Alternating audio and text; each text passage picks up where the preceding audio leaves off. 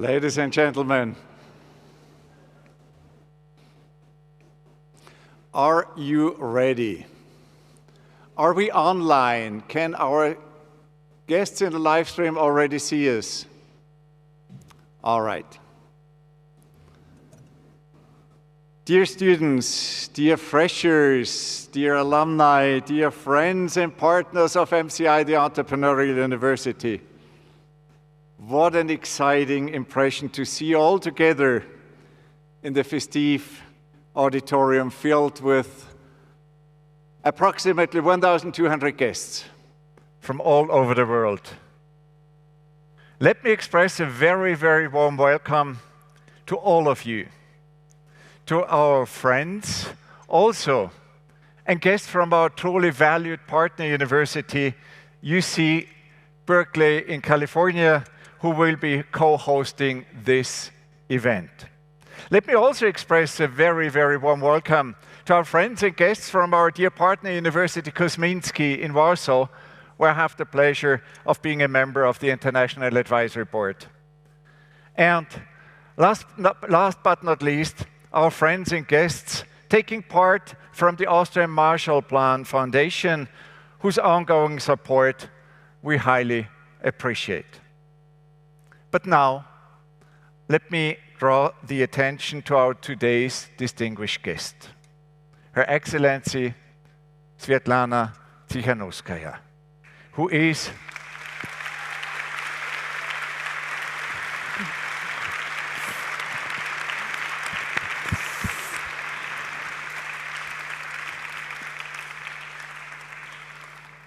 Her Excellency Sviatlana Tsikhanouskaya is not only the national leader of Belarus and the head of the United Transitional Cabinet of Belarus, who came all the way from Lithuania to us today with some logistic challenges, which kept us a bit busy, but we finally get it done, and now we have her here.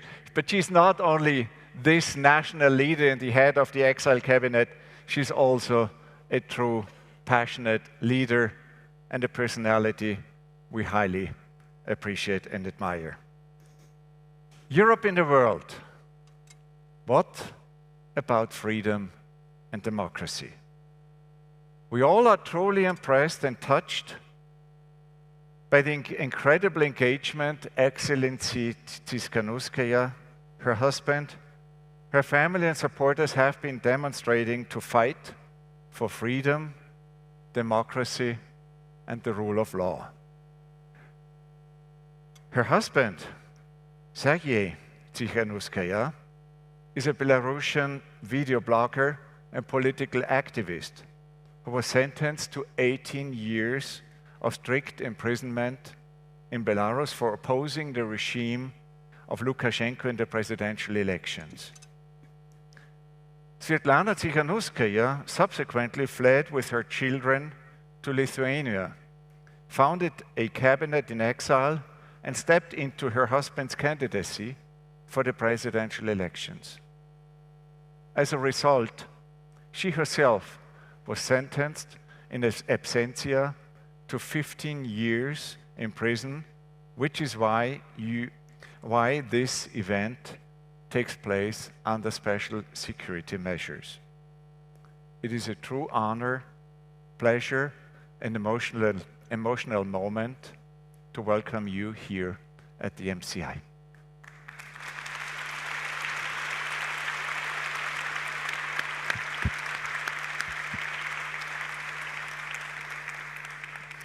Let me now personally welcome also my dear colleagues and friends from UC Berkeley who were so kind and are so kind to host me as a visiting professor in the spring in California, who now jointly engage in our valued academic partnership. A very warm welcome to Professor Jeroen de Wolf, Director of the Institute of European Studies, and Professor John Connelly, Director of the Institute of Slavic, East European, and Eurasian Studies. A very, very warm welcome to the two, and thanks for joining us.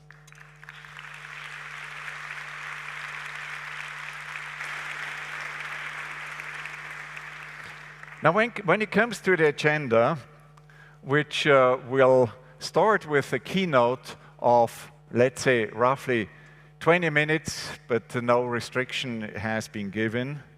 And after the keynote, we will enjoy a Q&A session. Microphones are in the room for questions in the audience. In addition, questions can also be sent in via live stream, and they are very welcome. Please use the email address livetalk@mci.edu. I think it is visible on the screen, but I'll repeat it again, livetalk@mci.edu, and I'll do my best. I have my laptop here on stage to look for questions, whether they come in, and do my best to bring them in. Now, dear friends here in the audience, dear visitors in the live stream, but now especially dear Excellency Tsikhanouskaya, the floor is yours. We are excited to hear your thoughts.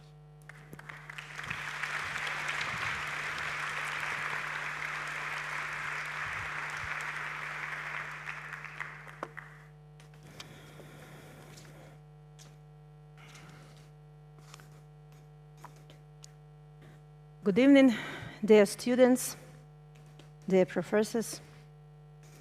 Dear Rector Altman, thank you for inviting me to speak here at MCI in front of future Austrian and European business leaders.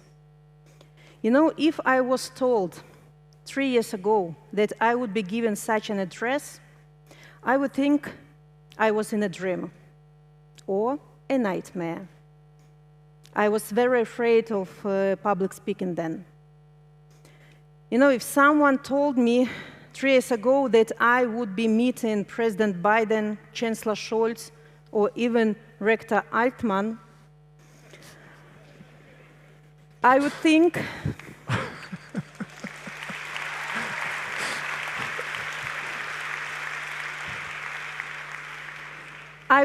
their imagination is too active. You know, for my short and accidental political career, I finally learned how to speak to President van der Bellen, but speaking to students still makes me very nervous. You know, I also learned that life is unpredictable, and you never know what it has prepared for you. Sometimes life puts you in such circumstances that even the best schools, like MCI, can't prepare you for. In such circumstances, you have to trust your instincts, your inner moral compass, and those around you. You know, in the last 3 years, I often felt lost or intimidated. Sometimes my compass had trouble finding its north. But in the moments of the highest stress, I learned one important thing that I want to share with you today. It is family what helps you to survive the harshest moments of your life. It is family what helps you weather the storm. You know, in my life, I have done everything out of love to my family. I supported my husband in his business. When my son was born with hearing problems, I quit my job to become a full-day mom. I spent years trying to help and train with him. I didn't know if it would work out. I was just doing what I had to do. Love for my family brought me where I am today, to politics. In 2020, my husband took the brave step of becoming a popular blogger. He traveled around my motherland, Belarus, to reveal the real situation of Belarusians.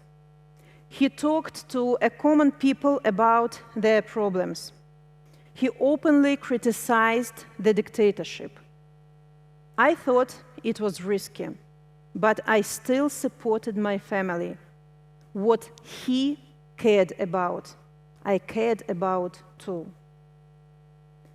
When my husband announced that he would run for president, he was immediately arrested by the KGB, even before he could register as a candidate. You know, he just wanted a better life for our country, and he just wanted our family to live in freedom. When he was detained, I decided to run in his place, and I did it out of love to my husband. To my big surprise, I was allowed to register as a candidate for presidency. Maybe dictator Lukashenko didn't take me seriously. It was a joke for him. You know, he always said that our constitution wasn't for women, and that a woman cannot be the president of our country. He really believed it too. But we, Belarusians, proved him wrong. It took us 15 minutes to unite opposition forces with me as the candidate. We showed Belarusians an alternative to the dictator. Our movement for change spread like a wildfire across the country. Thousands came to our rallies, even as dictator tried to disrupt the meetings. We campaigned for freedom, for democracy, and for the dignity of every human being. Suddenly, I realized that my family now is not only my husband and my children. Now, it's 9 million Belarusians. And in families, people take care of each other. You know, it was the moment of the incredible solidarity and self-organization. Our society was united as never before. When election day came on August 9, 2020, everyone could see that the dictator was losing. We won a clear victory. But he, the dictator, wouldn't accept defeat. He ordered ballot destroyed and declared himself as a winner. He stole our votes. Yet Belarusians didn't accept the fraudulent elections. Hundreds of thousands took to the streets. They decided to defend their victory, our victory. Lukashenko got scared. He was on the brink of losing power, the only thing he cared about. He unleashed the most brutal terror against Belarusians since Stalin's time. The police were shooting harmless people. Many got arrested. More than 60,000 went through detention. Dozens were killed on the streets by the police, tortured, beaten in prison. Next day after elections, the regime's cronies brought me to a room and told me clearly, either I leave the country now or I will never see my children again. It wasn't actually a choice. They brought me to the border with Lithuania, hoping that it would end the protests. But protests didn't stop, and the resistance that started back then continues to these days. And I continued my work for Belarusians, to represent my people, my nation, give them voice and support, because people of Belarus trusted me, and I couldn't fail them. We were a family already, remember? Therefore, every arrest and every detention, every new political prisoner is also my personal pain. Today, thousands of people are held hostages under the most inhuman conditions.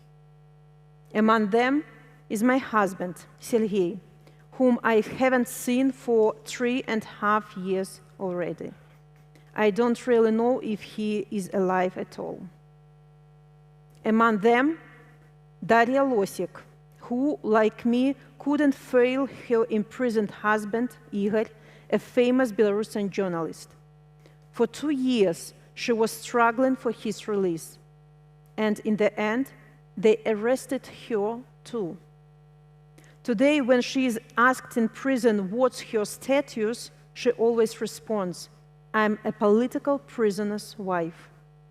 Yesterday was exactly 1 year since she was arrested. Among them, Polina Sharenda-Panasiuk, mother of 2. The regime put her in prison and tried to deprive her parents' rights. At the quick meeting with her husband Andrei in the prison colony, she gave him a sign that he has to flee Belarus and save children. He didn't want to, but he had to. He crossed the border through the forest. Kids are missing their mom, but they are safe at least. Andrei tirelessly campaigned for her release while the regime continues torturing her. But neither torture, imprisonment, nor an attempt to put her in a mental ward have broken her, because she has a family behind her. Having family behind you gives you resilience and extra power. This is what allows me to keep going through these horrible 3 years. You know, at the meetings, I always bear the folder with portrait of my husband. You know, in the moments of despair, it reminds me why I am doing all this. And I don't have right to stop until he and all political prisoners are free. You know, recently one of the political prisoners was released after serving his 3 years term. And he said that during these hardships, he managed to survive only because he knew that his family was safe and supported. When the Russian war started, many Belarusians went to fight for Ukraine because they understand that the fates of our countries are intertwined. In fighting for Ukraine, they also fight for Belarus. Many of them died in battles, including Pavel Volod. You know, after his death, his mother, Natalia Suslova, a university teacher from one of the regional cities of Belarus, went to Ukraine and became a caring mother for his brother in arms. They became family for her. You know, at every meeting with the Belarusian diaspora, at every Zoom call with Belarusians inside the country, I have this family feeling. We may have different backgrounds, professions, age, or gender, but common cause and care about each other give us strength to continue. And this is something that the regime doesn't have and tries to deprive us of. You know, dear friends, you know, family is where you belong. And looking for someone to support us in our struggle for freedom, we Belarusians rediscovered our European family. During our uprising, we realized that Europe is where we belonged and where we want to return. For 2 centuries, we have been dragged into an abusive relationship with Russia. First in the Russian Empire, then in the Soviet Union, now in Lukashenko Putin's axis. In this relationship, we almost lost our identity and our nation. Russia continues doing it now by dragging our nation into its criminal aggression against Ukraine. But we, Belarusians, are different. Our values differ. Russia doesn't see either Belarus nor Ukraine as independent countries. And you know, after 2020, it was Europe that stood up for free Belarus. Europe provided a safe refuge for thousands of Belarusians fleeing repressions. We will never forget how warmly you welcomed us. All this time, Europe has been a beacon of hope, a symbol of democracy, freedom, and human rights. Our shared values are mightier than any force that seeks to divide us. This understanding is the essence of European unity, and it makes us truly one family. What does Europe stand for in the world? The power of Europe lies not just in its economic might or military prowess. It also lies in its moral authority, its commitment to universal values. That authority is questioned every time when democracy is under threat. What we saw in Poland last weekend was truly remarkable. The peaceful transition of power through elections. This is something that we in Belarus can only dream about. So cherish and protect your democracy. You can't even imagine what a miracle you have. What happens in Belarus is a testament to the state of democracy and freedom worldwide. If Europe doesn't take a stand, if Europe doesn't act, then who will? Europe's position in the world is pivotal in the fight for democracy.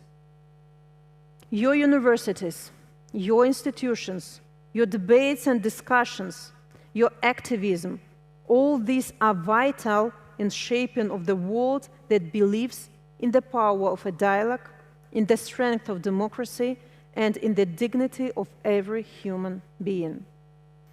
And the youth plays a crucial role. It is you, the students, the young leaders of today and tomorrow, who carry forward the torch of change. You have seen time and again how young people have risen against tyrants, dictators, and oppressors.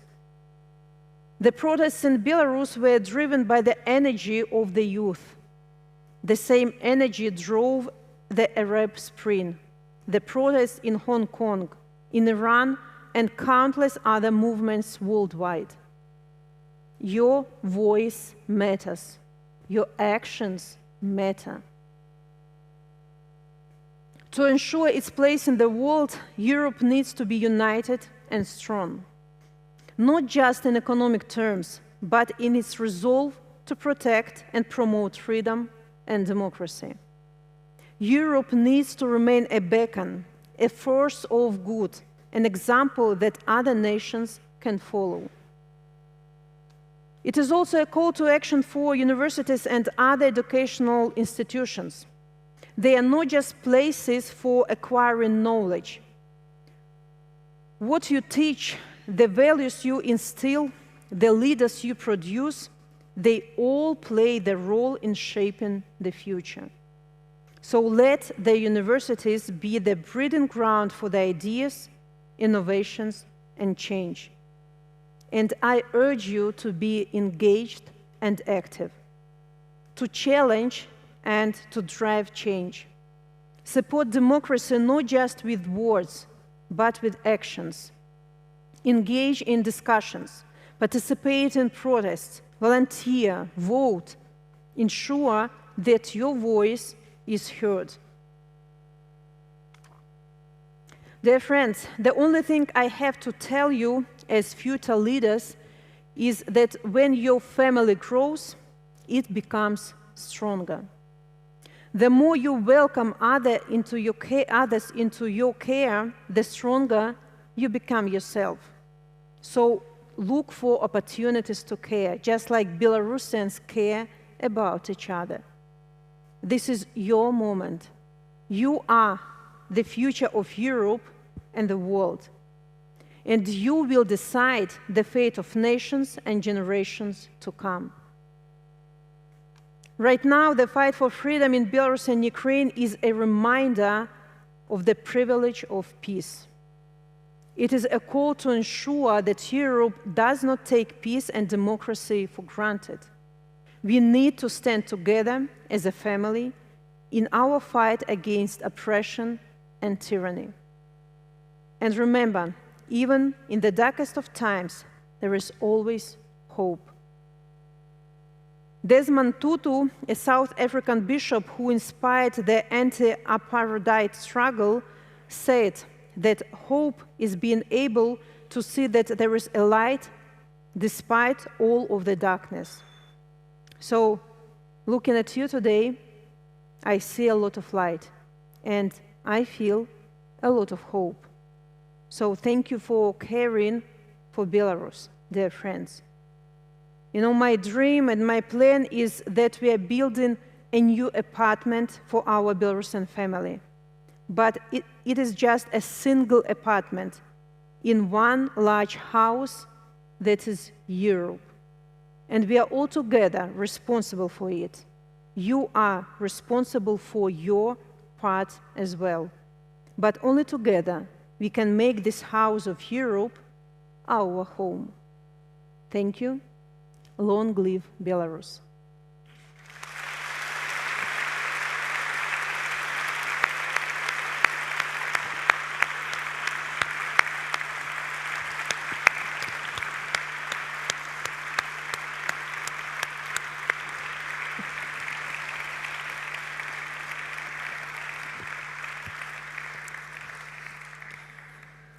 Now, thank you very, very much, Excellency Tsikhanouskaya, for your touching, very emotional and also encouraging speech that it is on us to shape the future and do what we can. But it's also a responsibility. And now I have been receiving questions already, a number of them from the live stream via my email account. But before getting to them, I would like to hand over to our friends from UC Berkeley to bring in their thoughts or their questions. Who would like to start from you, John or Jeroen? Please feel free.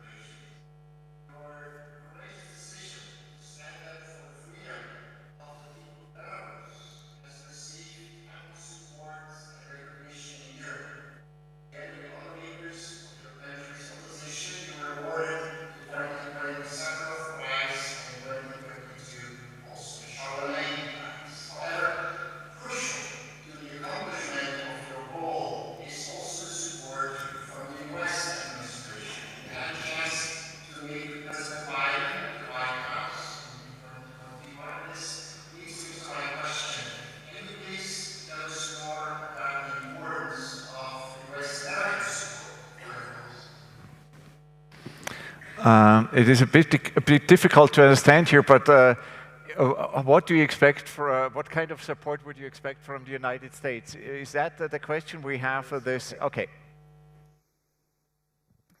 Thank you for your question. Actually, we are in very good relationship with the United States of America since 2020, since our uprising. They were the loud voice for Belarus, and for 3 years already they're actively trying to create pressure on Lukashenko's regime in Belarus and support Belarusian people, support civil society. We are working, we as Democratic Movement, we are working in different directions. We have like two-sided strategy towards the regime, to exhaust regime politically and economically, simultaneously help Belarusian people, help us build civil society, strengthen civil society, and help our alternative media, help our initiatives and organizations, for us, people to become stronger. And the USA is providing us some technical help. On political level, they are, speaking about Belarus. They raise awareness about our country. They don't leave Belarus for one day later because there are so many other troubles in the world. So we really feel, that the USA is our big ally, and actually one of our tasks as democratic forces to formalize relationship with different organizations and countries. And actually this December we start strategic dialogue with the USA. It's very important achievement for us. It means that Belarus will be constant subject in State Department of the USA. Thank you so much. Is there another question from UC Berkeley? Elsewise, I would look into the audience, but John, please feel free. To John, maybe for a question, Andreas? Yes. Can you hear me, Andreas? Wonderful. Am I audible? We can hear well.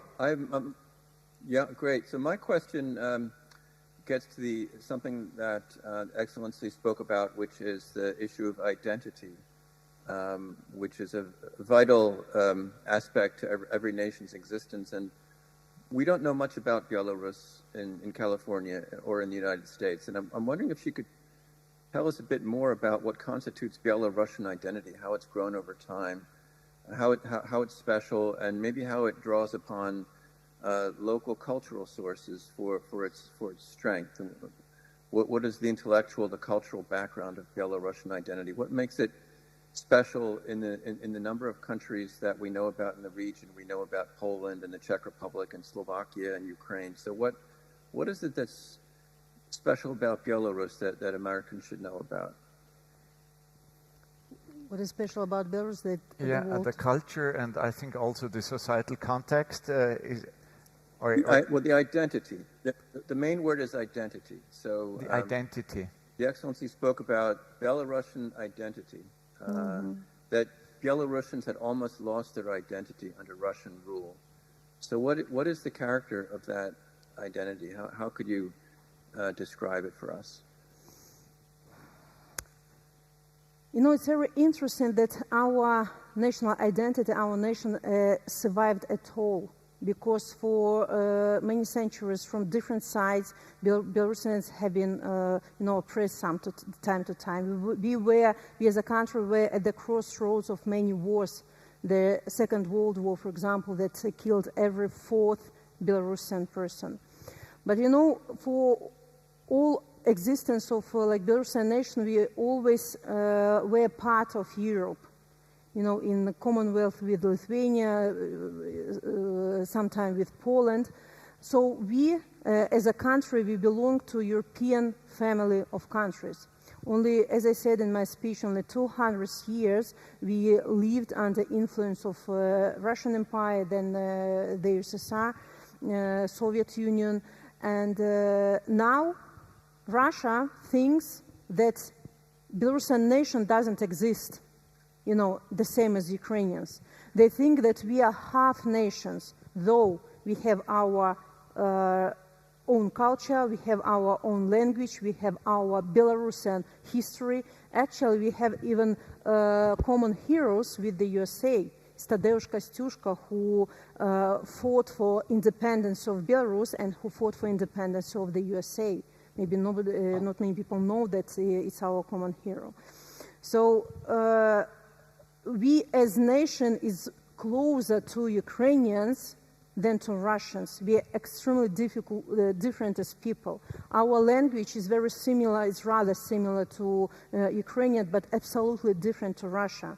And the fact that Belarus is perceived, for the last many years as appendix of Russia or part of Russia, it doesn't correspond to the reality. There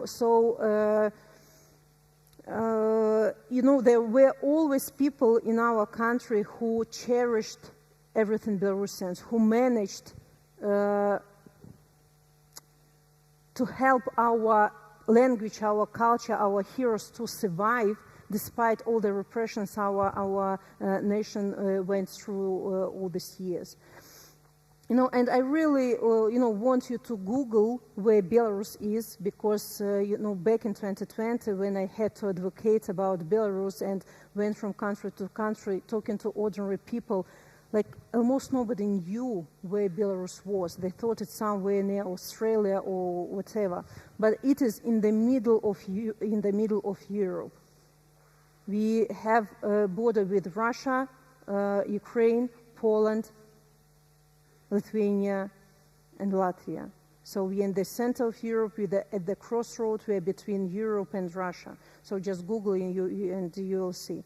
I understand why people don't know a lot about Belarus, because while Lukashenko's dictator's governing about 30 years, he always held pro-Russian policy. And that's why we always have been perceived as like part of Russia. But, in 2020, Belarusian people told stop to this. We want to return to our roots, to Europe. We are people who value European values, who respect human rights, and one person who thinks that he owns the whole country can't decide for the whole nation. That's why our revolution started, and that's why, you have to know, about Belarus, that people defiantly trying to protect national identity, that Russia wants to subjugate. We want to protect our independence, and that's why the world has to know about fight of Belarusian people. Thank you very much. Is it okay, Jérôme and John, if I look into my email list and then perhaps bring in a question or two from the audience?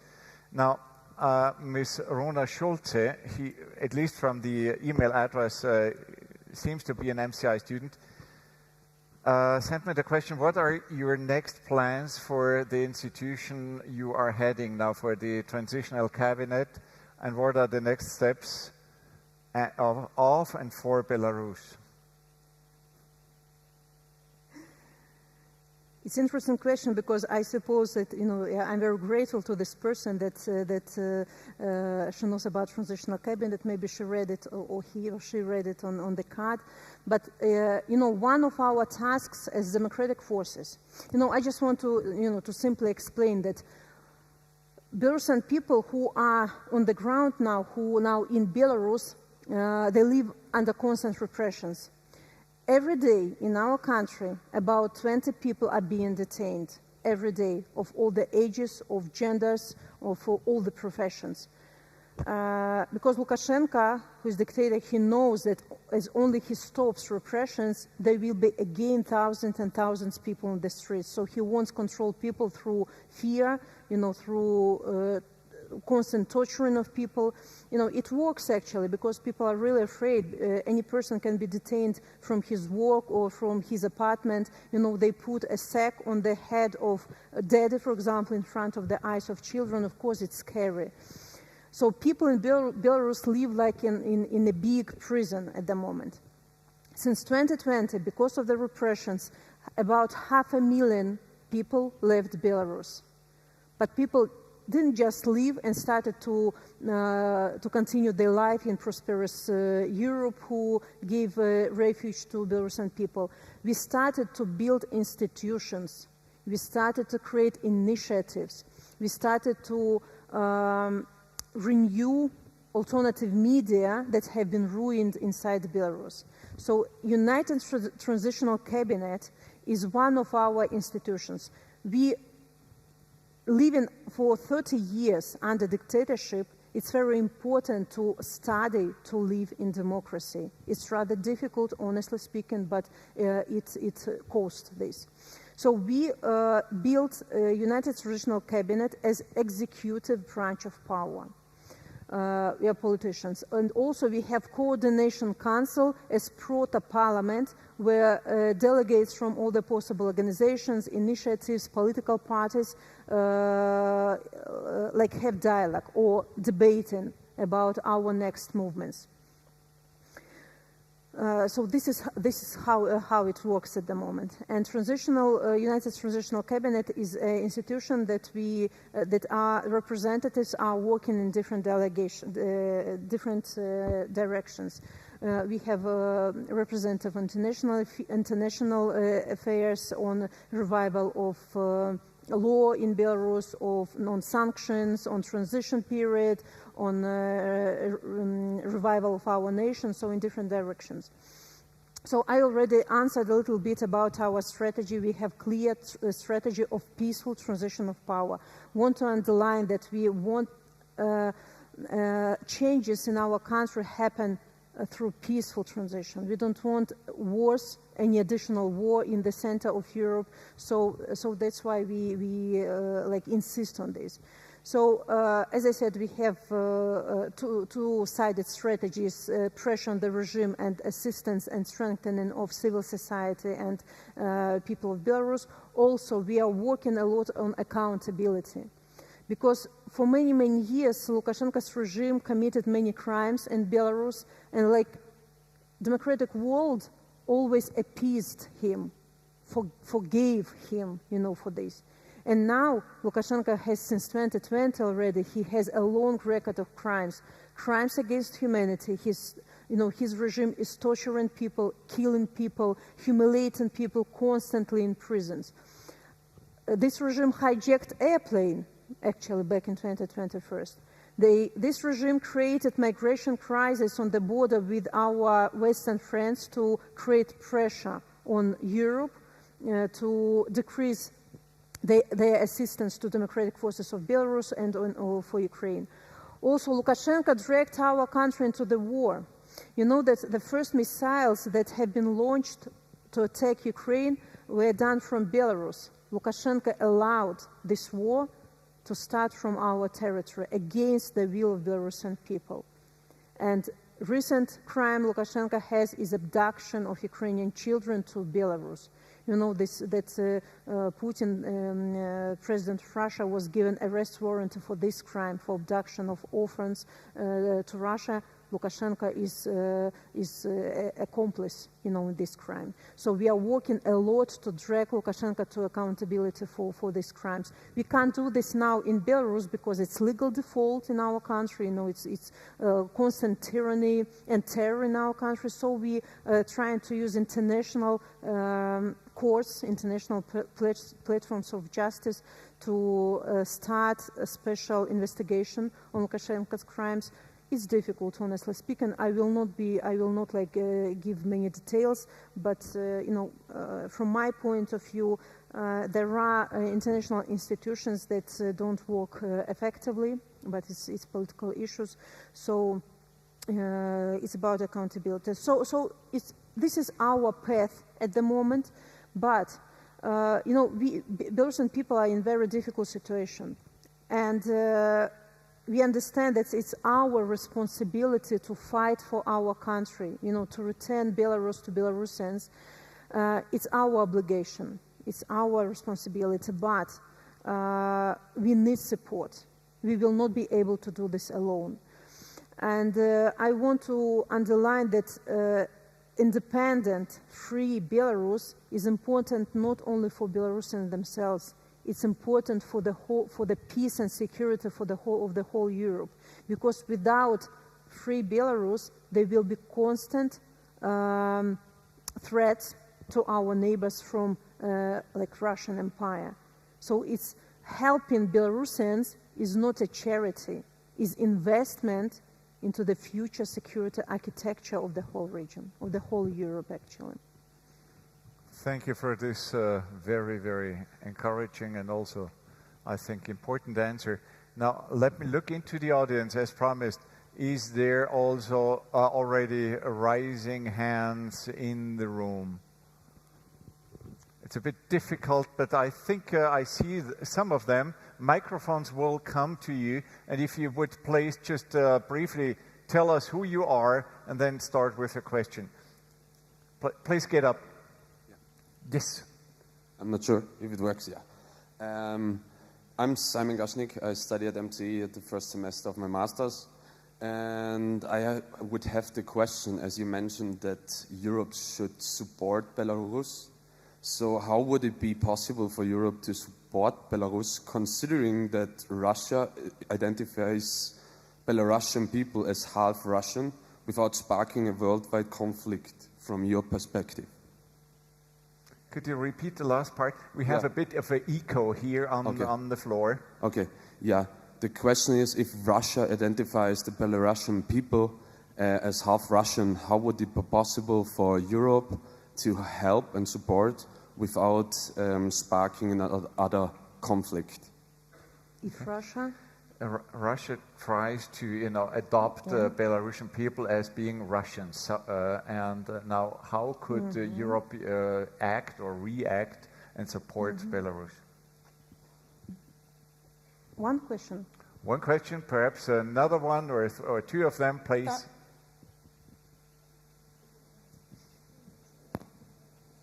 Just one moment. Yeah. All right. Hello.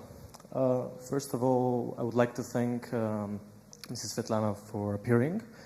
And my question was actually about, because you mentioned the support of the US and in general the West, but my problem is, don't you believe that this could have an alternative effect, similar to what happened to Ukraine, where we know like certain facts that happened where Ukraine was influenced negatively by the American presence, and this sparked even extra conflict.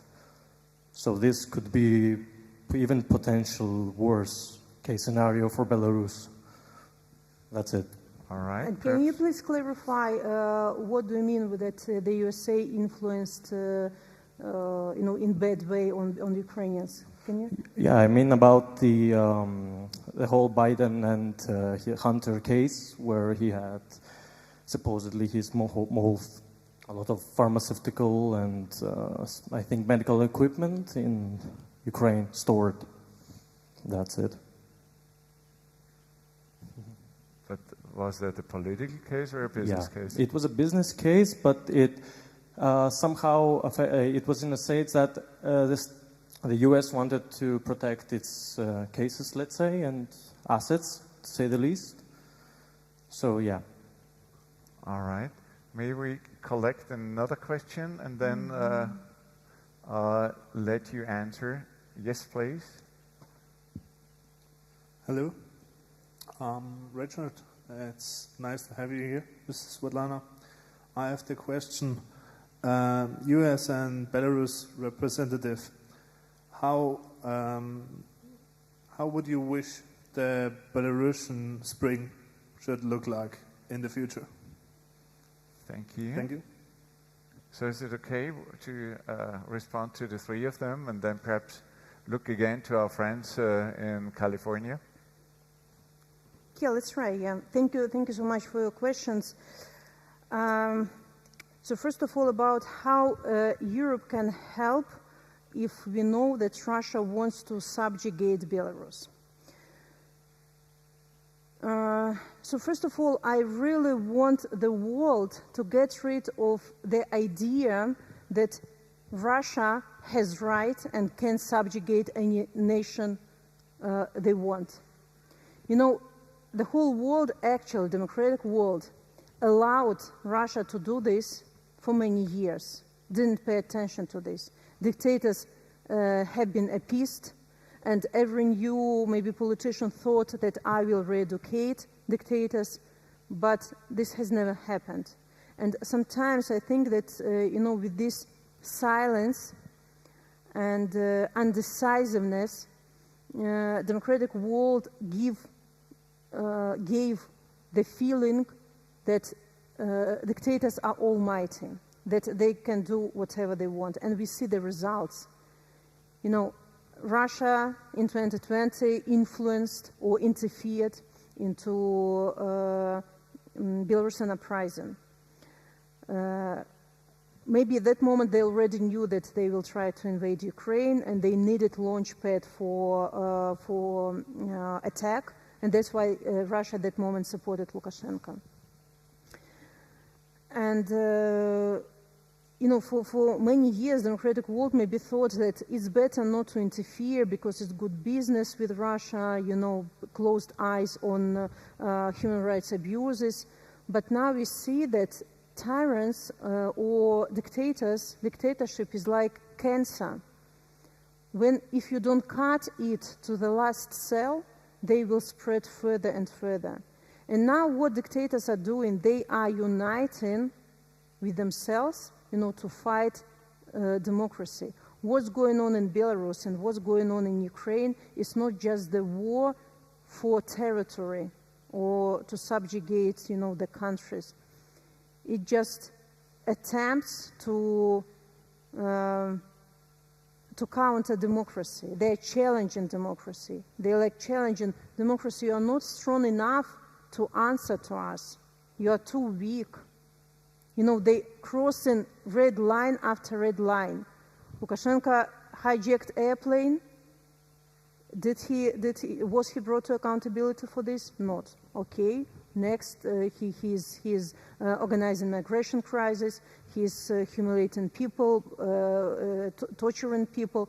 No fast and decisive reaction, so they can go further. Russia started war. Yes, the world united around Ukraine, started to help, but still, for example, let's take sanctions. Sanctions is not silver bullet, we understand, but they help us to weaken the regime, to split elites. But sanctions have such a huge loopholes that dictators can easily circumvent. The sanctions don't work in full because there are still business interests. So that's why this undecisiveness of democratic world, this lack of strong steps, are perceived as weakness by dictatorship. And they don't care what democratic world think because they are dictators think they are braver, they are bolder, and they can do whatever they want, and the democratic world will not answer properly. So it's time for democracy to show its teeth, to declare openly that the attempts of Russia to subjugate or colonize any states, Belarus, Ukraine, Moldova, or others, will not be tolerated. The democratic world will be on the side of those who are fighting for the same values you have since birth. So this is the strength of the democratic world. So I think that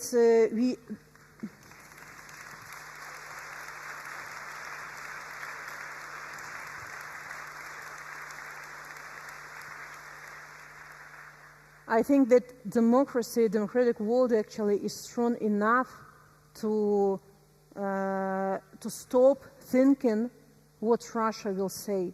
It's just a country. Yes, brutal country, it's a country that doesn't respect anybody, but it's still people and territory. But ideology of democracy is more powerful, and you have to show this power. As for the other question, actually, honestly, maybe I don't know, all the context of your question, but I was very, worried about this issue because when somebody starts to say that the USA influence Belarus or influence Russia or Belarusian people or Ukrainian people, they harm, to politics of our countries, we always start to think that it's, KGB people. Because in Belarus rhetoric is that the West is our enemy. Poland, the USA, they everywhere wants to see the hand of the USA. They, influence. They want to influence situation in Belarus. I can speak on behalf of Belarusians. And it's rhetoric of Russia. It's rhetoric of Russian and Belarusian propaganda because they want to persuade themselves that Belarusians and Ukrainians as nations want to move further. Russia wants to drag us back into Soviet Union past, and we want to develop. We want to become prosperous countries. We want to be free and independent. Nobody is influencing Belarusian people in their decision to strive for better future. We want better future for our children, you know. But propagandists usually, you know, draw this ugly and cruel USA who wants to to subjugate Belarus and Ukraine. What for? Is decision of nation, is decision of Belarusian people. You know, and the fact that European countries want to help us, you know, want to help us to get rid of dictatorship, because usually politicians, I hope, understand what dictatorship is. They want Belarusian people, free people, want to get out of this world of tyranny, of this world of brutality, because we are free people and we want to live in free world. So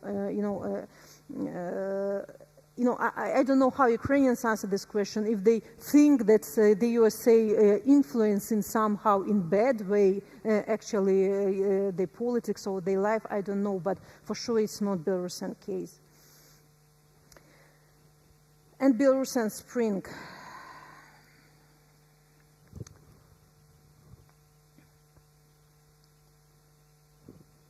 Oh, you know, honestly, it's rather difficult question because, you know, of course, I can vividly imagine how I want to see Belarusian Spring. You know, people, millions of people on the streets celebrating victory of Belarusian people over this dictatorship. You know, like everybody will be happy. You know, we will start. Like in our dreams, you know, building new democratic Belarus. But I understand that Belarusian Spring will be will be full of pain and tears because we already have suffered so much.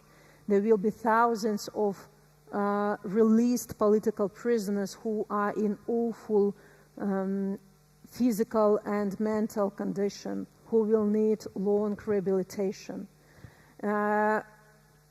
Also democracy, you know, rebuild country after 30 years of dictatorship, it's also will be very difficult process. You know, and now our country is being destroyed by Lukashenko's regime and by Russia actually, and we'll have restore our economy. We will have to build or restore democratic institutions. It might be a very difficult time for the population. And when I'm talking to Belarusian people, I always say that don't think that, after we will dismantle this regime, it will be, very bright time. No, it will be very difficult time. But the only thing you will have to remember when we'll go through that difficulties, that we won dictatorship, that we now free people of Russian imperialism, that our future is in Europe, and actually I'm absolutely sure that European world and democratic world will be happy to help us in this tough first period of recovering. So it will be emotionally, it will be very happy time because Belarusian people know that we are going through such difficulties, and as one person said, that in the moment of our victory, champagne will finish in Belarus because everybody will be drinking this champagne. But it will be also a difficult time. But we will know that we are building Belarus for our people, our children live without fear, without repressions, and without war. So it will be a mix of emotions at that moment. Thank you. Yeah.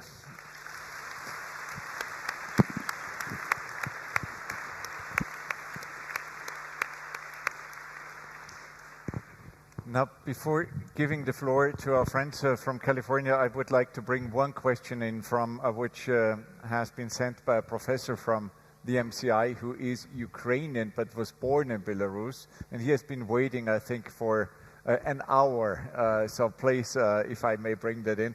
Now, what is your vision of Belarus in the next 5 to 10 years? Or more precisely, how will you, when you come back, build up the economic, political and societal system of the country? What is the first steps you plan to take? Eugen Bogodistov. Yeah, maybe I partially, answered this question that it will be difficult.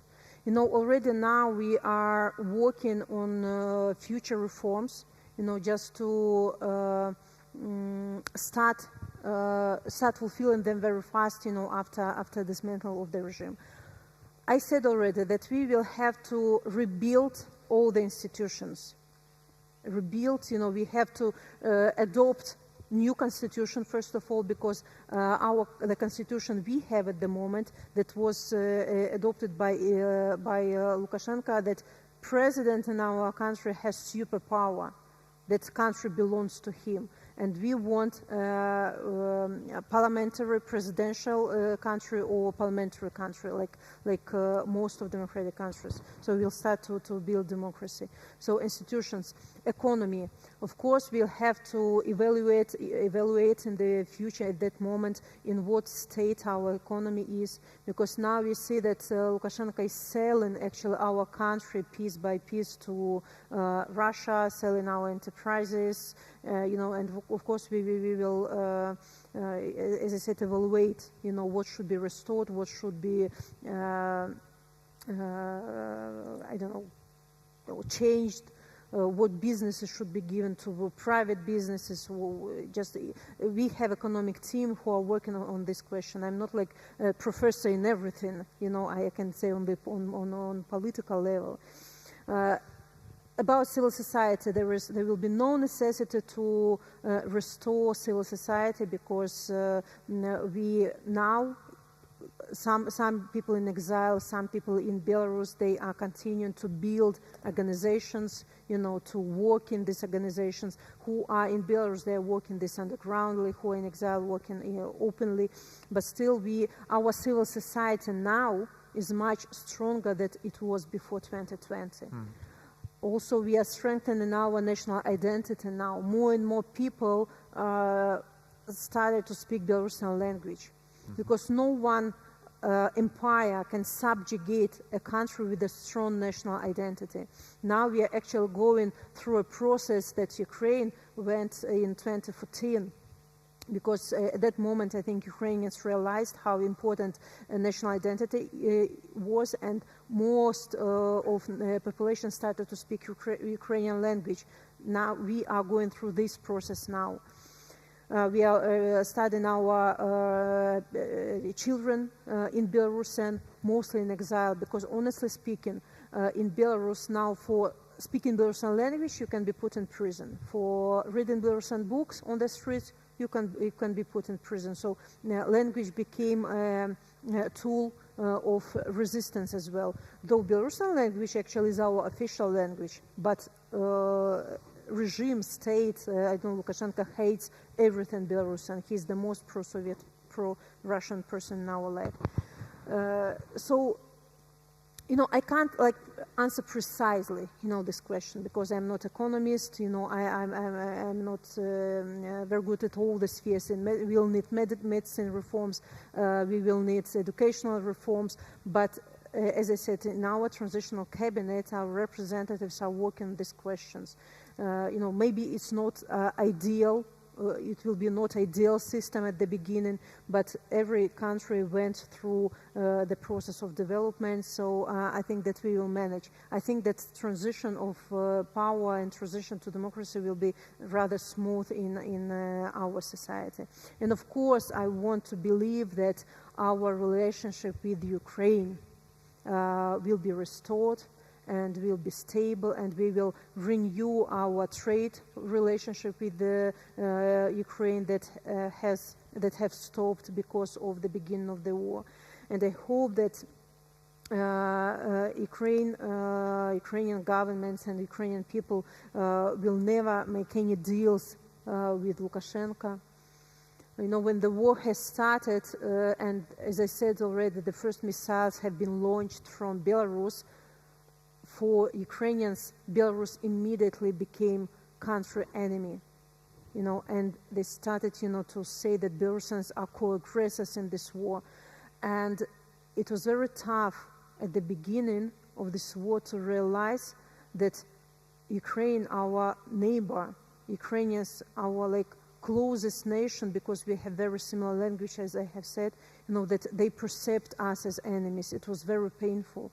But, month after month, we communicated to European society. We started to explain them the situation in Belarus, that we have to divide Belarusian regime, Belarusian dictatorial regime, and Belarusian people who, since the very first day of the war, said the decisive no to this war.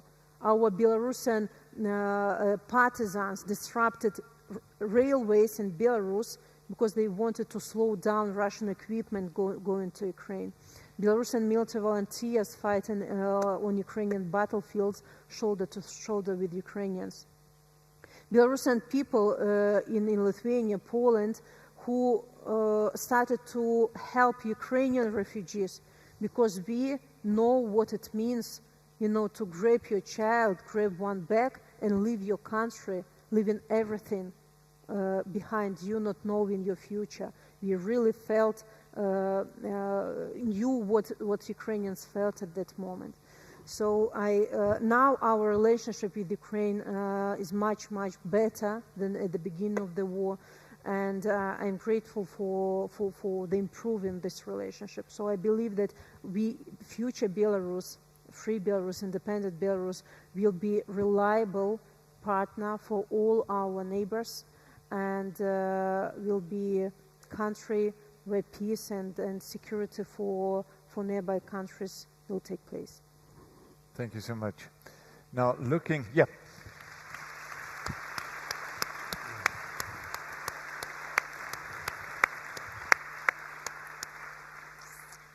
Please, Harun and or John, bring in your questions.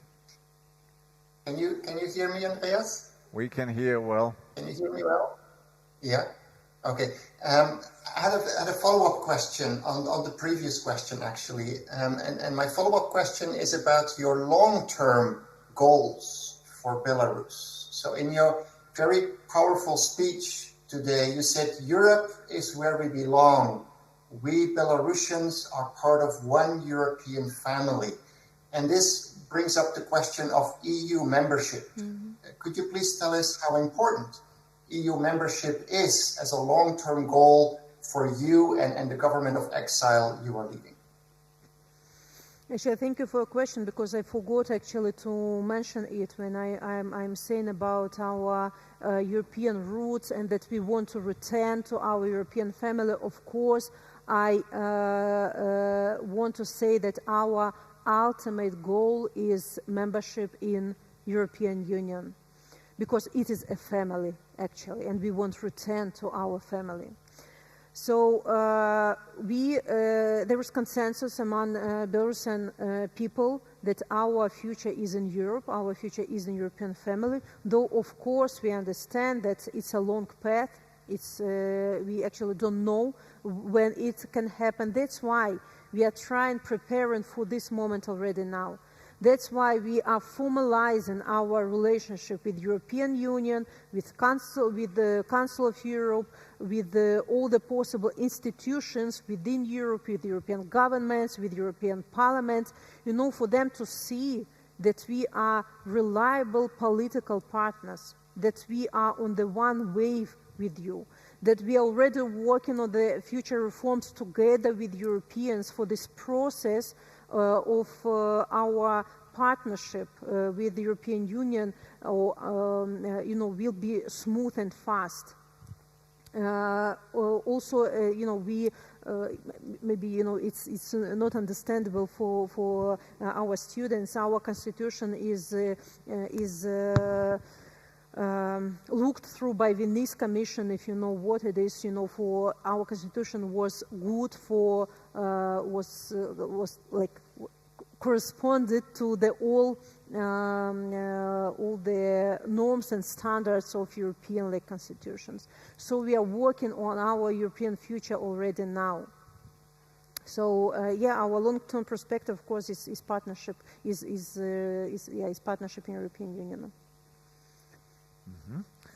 I don't see John now. Is there a question from John, or do? Yep. Now we see him. Maybe a quick question. Excellency, you've traveled a lot in the West. You know the West very well. You've also spoken about Western democracy. But what is the greatest danger to Western democracy in the West itself? Because a lot of people are very skeptical. I mean, what is your analysis of Western democracy? What is the greatest threat to Western democracy currently? Do you have any thoughts about that? Oh, you know, I think that those people who say negatively about democracy, you know, these experts, I don't know, politicians, have never lived under dictatorship. That's why they are looking for, I don't know how it's in English, that, you know, they're looking for bad sides of democracy. You know, it's very easy to criticize. No, it's very easy to lose democracy actually, but it's very difficult to gain it. So what is bad maybe about democracy is that sometimes decisions are made very slowly, or too much bureaucracy, you know, in democracy. Because, you know, sometimes I think, honestly, that maybe it's easier to live under dictatorship. You don't have to think, you're just ordinary slaves, mass of people who only fulfill what one person say. You can't debate, you can't quarrel, you just fulfill. What's the problem? Like, somebody there is thinking, you have no rights, like they're paying you salary to survive.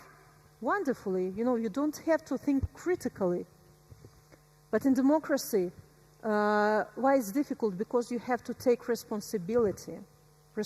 Every person in country, in democracy matter, because you are the voice of this country. You participating in elections, in different events, shows your responsibility. You feel that you are important for this country.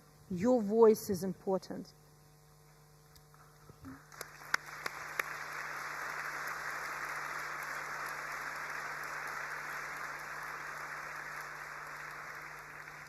And actually, it's very difficult to learn how to live under democracy. You know, now building these democratic institutions in exile at the moment, we are learning how not to quarrel, but to debate. You know, it's rather difficult how to find consensus, and but this is how it works. You know, your voice, every person can influence the decision of your government. You are ruling country, not one person. You know, that's why, you know, there may be, you know, negative moments in democracy. Maybe I don't know them very well because we have never lived under democracy. We look at democratic countries as the countries where people have rights. This is what Belarusian people sacrifice their freedom and their lives for. So, but not, you know, we really can look for these negative moments. Maybe we'll find them, but I ask you to find at least one positive moment about dictatorship. For sure, you will not. Now, I got a question from Mikhaila Parkosova. I think she comes or studies or works at the Kosminski University. Now, have you ever felt safe and home in any moment and place since you left Belarus?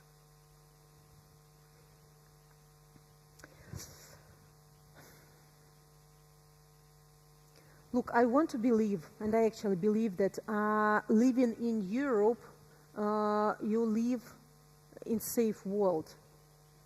And it's, of course, it's possible, you know, to harm any person who live in Europe, because, you know, you think you are free, you can go everywhere, walk everywhere. But when you are in the process of fights, when your every day is filled with pain, for those people who now are in real danger in Belarus, who every day is waiting that KGB can come and detain this person, people who are going to work and have to take this special bag where toothpaste, toothbrush, additional socks, are in these bags in case they are detained, for them not to freeze in prison. So we have to think about not our personal safety, but about safety of those who are in Belarus. Not about our safety, but to work hard how to release people who now sleeping without any pillows, without any blankets, who are freezing, who are people with cancer in prisons that don't get any medical care, about people who are humiliated every day, morally, physically, who are being tortured, who are being beaten every day. So in this moment, you don't think that you can be kidnapped or whatever, because like you feel yourself rather safe, and you think only about those who are in big Belarusian prison. Mm-hmm. Now, as we are slowly getting towards the end, I suggest to collect 2-3 questions from the audience, respond to them collectively, or one after the other one. Have a look to our friends at UC Berkeley afterwards, and then I would like to bring in perhaps one final question from my side. But now, there is microphones. There's already one in the very back. Please stand up and yes, tell us who you are. Yep. I'm Adrian Ordner. I'm studying Bachelor of Mechatronics now. And my question was that you have talked how the European Union has helped you with the situation in Belarus. My question is if you think that the United Nations could also take a more proactive case against Lukashenko government, or do you think that that is more unexpected or more difficult to achieve? All right, many thanks. Who is next? Yes, please. We hardly can see you, but I think you're in good hands. Yep. Thank you. Good evening, Sviatlana. Thank you for being here and for everything you do for Belarus. My name is Anastasia. I'm an exchange student from Italy. You had a great speech about family, and as far as I know, many Belarusians have family members in Russia.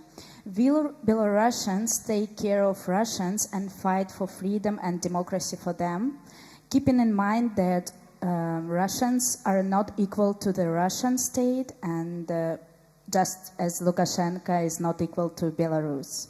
And a lot of people are fighting for the free future. Thank you. Thank you. Yes, please. Bring the microphone. All right. Thank you, Excellency, for your inspiring speech. I think you touched a lot of our hearts, I would say. And I think all of our thoughts are with you and Ukraine and with Belarus as you go through these hard times. It's unimaginable what your people are suffering through. And as you said, we as the next generations of leaders in this room are a great part of the transition towards these democratic shifts, especially in your countries as well, I think. And therefore, I want to ask a more practical question, I would say. It's what do you think is an important leadership skill for the leaders of the next generation? Thank you. What is your background? It's business and management. All right. And I think 1/3. All right. Thank you.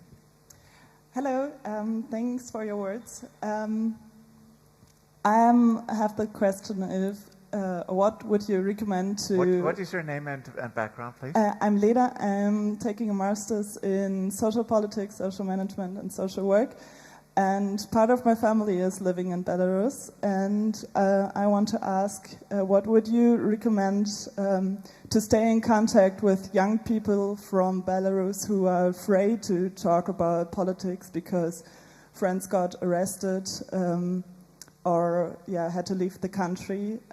What would you recommend to talk about our values, that our situations at the moment are so different. How to stay in touch with people in Belarus and support them. How to right? stay in touch with people in Belarus. Yeah, and talk about the politics situation at the moment. All right. Perhaps one more question, then close the audience.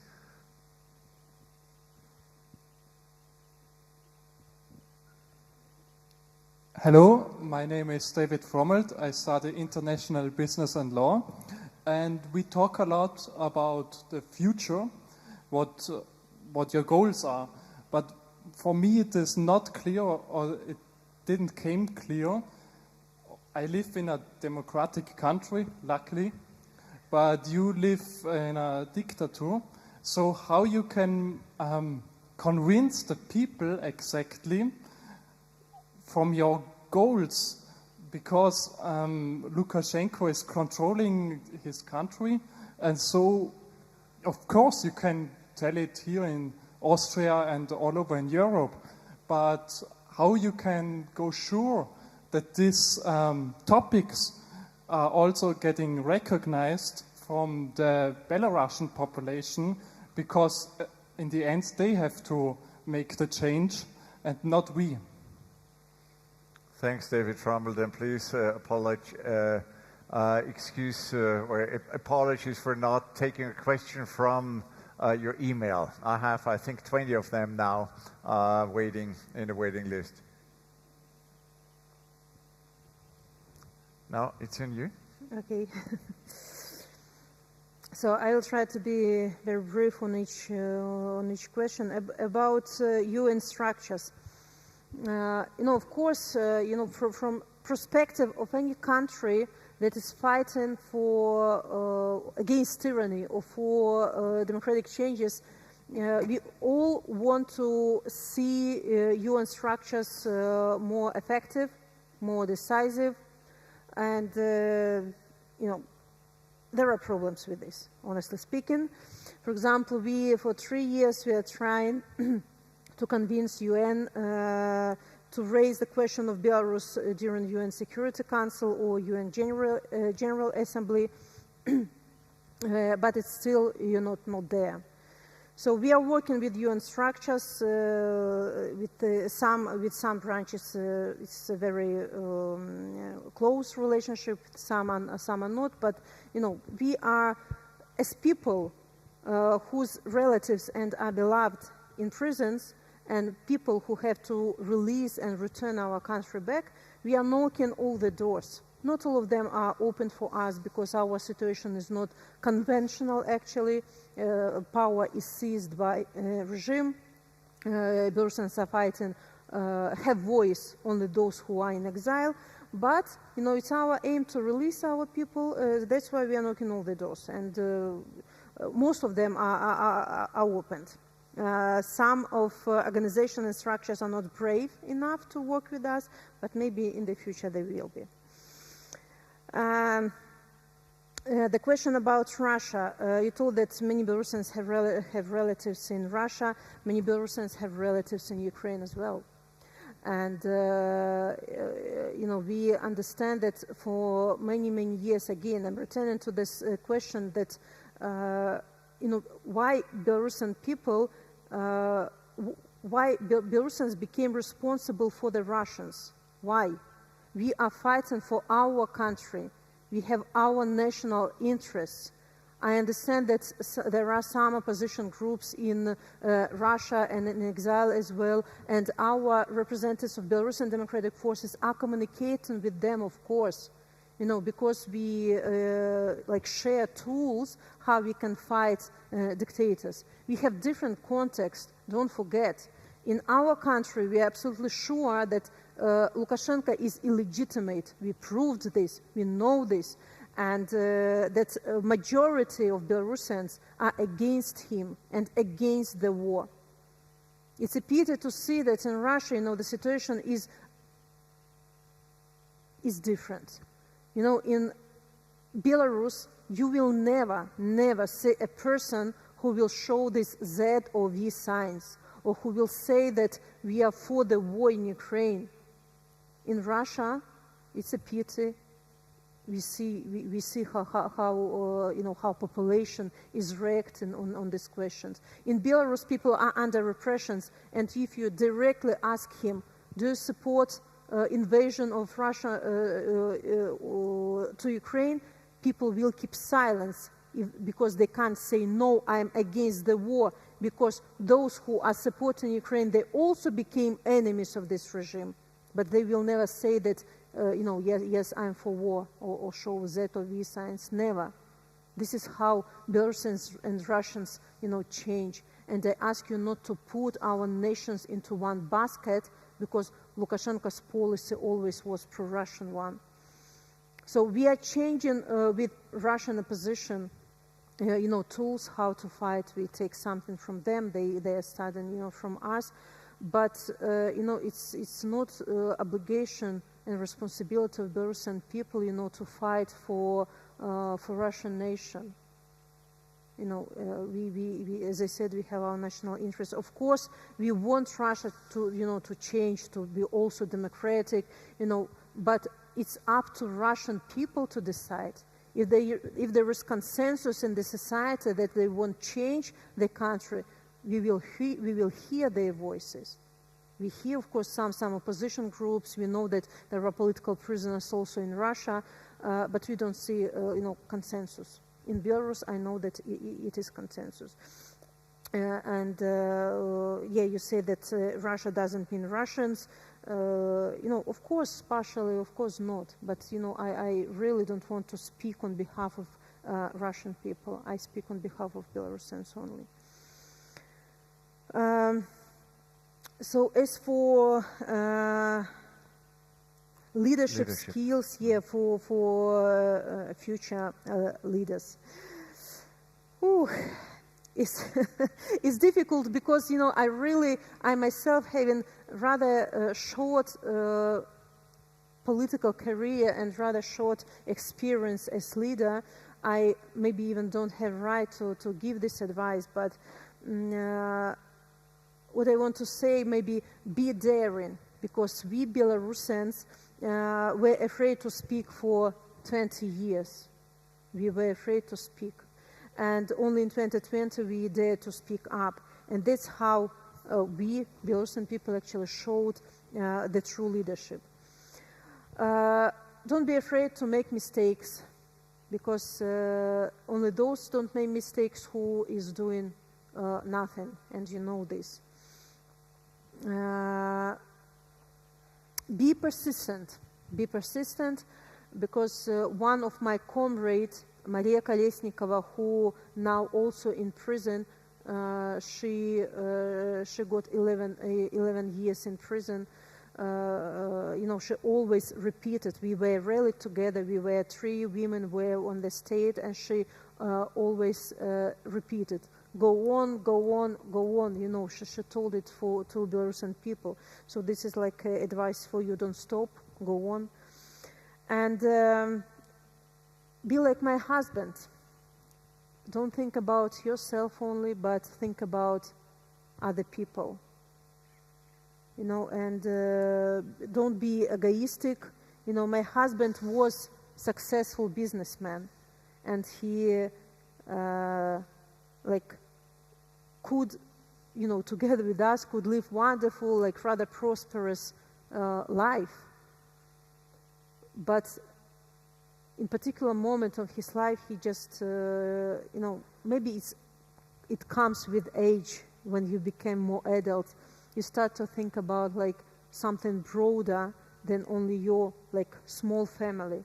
You start to think about people as your big family, about your country. So don't think about small things. Think about broader things. So this is from my perspective. And how to stay in touch with people in Belarus, tell them about democracy, and I think that the last question about how to convey people is from the same opera. Of course, we, as I say always, God bless internet. we have possibility to communicate to people on the ground through Zoom, through different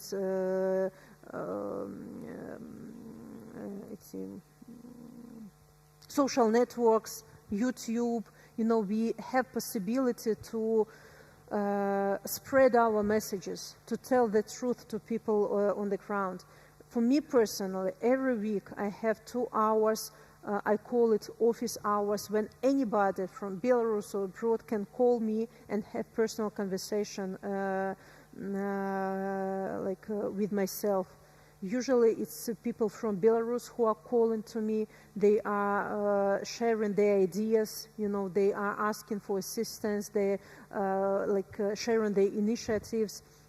But what I always hear is that tell Europeans that we are here, that we are not giving up. Yes, we are silenced now. Yes, we cannot be on the streets, but we are preparing, silently preparing for the window of opportunity. But we want now some energy. We want to see some inspiration. Just, you are a democratic world, powerful world. Show us Belarusians that we are not abandoned, that we are not forgotten, that you will not give Belarus as consolation prize for Putin. Show us that we are important, that the values we share with you are important for you as well.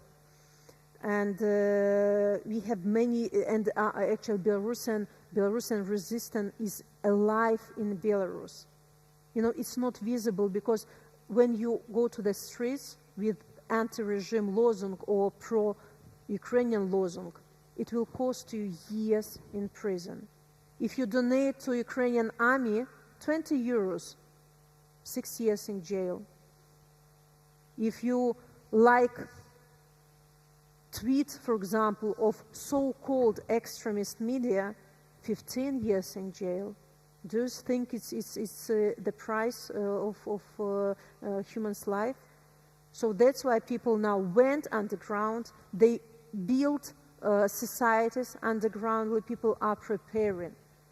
In Belarus, we have so-called people's intelligence. Ordinary people collecting information about movement of Russian troops, about different, accidents on enterprises. They are leaking this information to media who are located abroad, for this media to spread this through their networks. And maybe also it's very important to mention, maybe you don't realize what it means to read free media in Belarus. All the free media are declared as extremists in our country. They had to relocate, they broadcast from abroad, the Twitter, Instagram, the TikTok, YouTube, we use all the possible venues.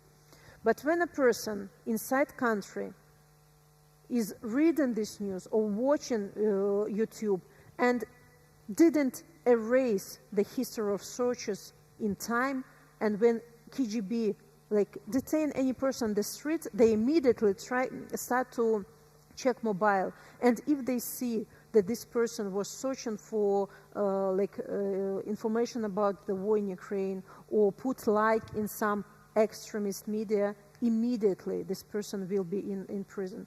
So people learning how to use VPN, how to erase all the history when this person goes out. It's very difficult to be in constant stress that you forgot something, that you didn't delete something. It's constant stress, but people doing this. It's what we see. We are in constant dialogue with our Belarusian media, and they say that searches of information in alternative Belarusian media are growing. Demand is growing. It means that people are looking for information in Belarus. They don't blindly, watch propaganda TV or read propaganda news. They want to know the truth, and it's not easy. It's not safe to read honest news, but they are doing this. So through alternative media, we are conveying our messages. I am speaking to Belarusian people through these messages. And of course, every organization who had to relocate because of repressions, they have their people inside the country. It's like a network of people inside Belarus who are like transferring messages from mouth to mouth. Recently I got a call during this office hours from one very old lady from a small village in Belarus, and she told me, Sviatlana, every week we are gathering with our old people from this village, granddaddies and grandmothers. We are pretending to drink a tea, but we are watching extremist news. Like, we are here, like, believe in us. When the moment comes, we will be on the streets. So people are really, like, preparing for this moment. People are not giving up. As I said at the beginning, why Lukashenko is continuing repressions? Because he knows that for 3 years, he didn't manage to change people's set of mind. He didn't manage make people to love him. He didn't manage to make people to got used, to this brutality in Belarus. And he knows that he doesn't have support from Belarusian people at all. And that's why he's showing these repressions. He's torturing people on camera. They're recording so-called confessional video when they put person in front of the camera, and this person have to say that, yes, I am guilty in this and these crimes. And they are like showing this confessional video on television or on their channels constantly to threaten people. They want to control people through fear, but they fail. They fail. They will not be able to change strives of people for independence and freedom of our country. So I hope I have answered the questions.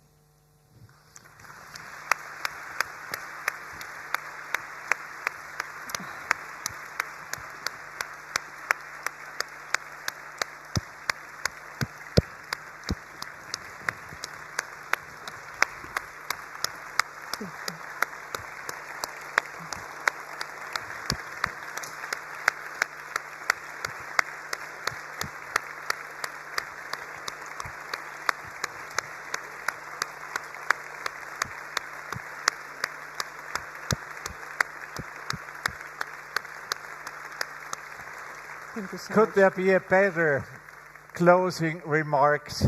Could there be a more touching but also encouraging message to us? Long live Belarus, long live Western democracy. Please do not give up. Let's stand up for democracy. Let's fight for the freedom and the rule of law. Thank you so much, Sviatlana Tsikhanouskaya, for being with us and for sharing your thoughts. Thank you. Thank you. Thank you.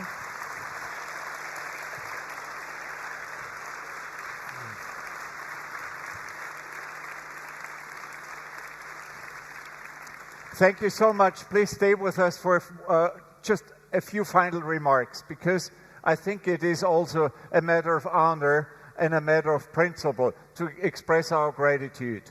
First of all, to our friends from UC California for sharing this event with us and co-hosting this event and transporting the message over to the United States, which we all think is so important, because this is a global issue. That's not a local, not a Belarusian, not an Eastern European issue.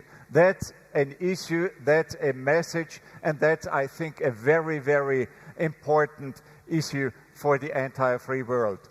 And also, many, many thanks to our friends from Kosminski University and all the partner universities, for instance, in our strong European Ulysses University network.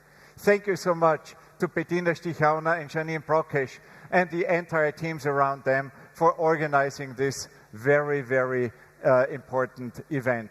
And now, let me express our gratitude with a simple but hopefully very efficient and productive present. And perhaps you can see it here in the back. we have been preparing something which I think I brought even in a larger scale. Excuse me.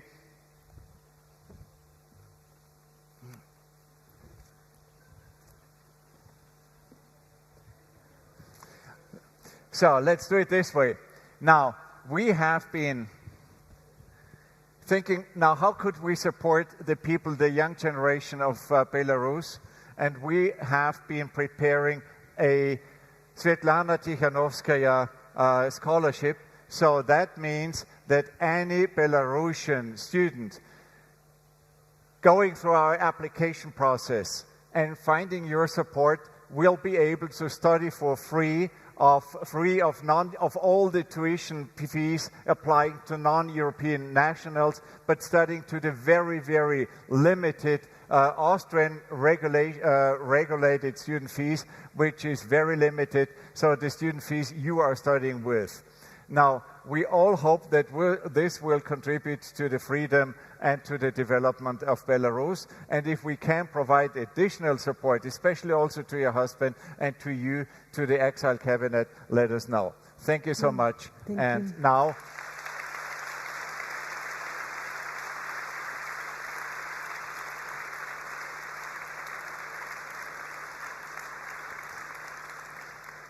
let me please ask you to take your cell phones, switch on your lights, stand up, and the two of us will do a selfie with you in the back.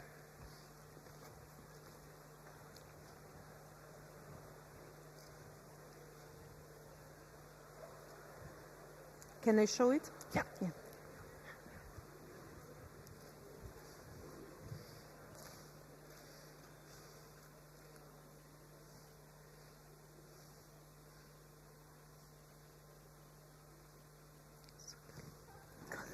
Thank you. That was very touching and should also support the mental power of our distinguished guest. Thank you so much for being here again.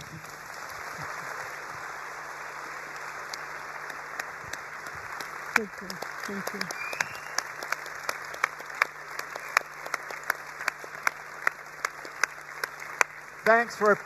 Thanks for being here. Sorry for running late. Enjoy the refreshments out there, but do not forget about one event tomorrow at lunchtime. We will have the pleasure to have an online live talk with the 8th Secretary General of the United Nations, Ban Ki-moon, talking about the Sustainable Development Goals tomorrow at 12:30 noon. Enjoy the evening. Thank you. Well,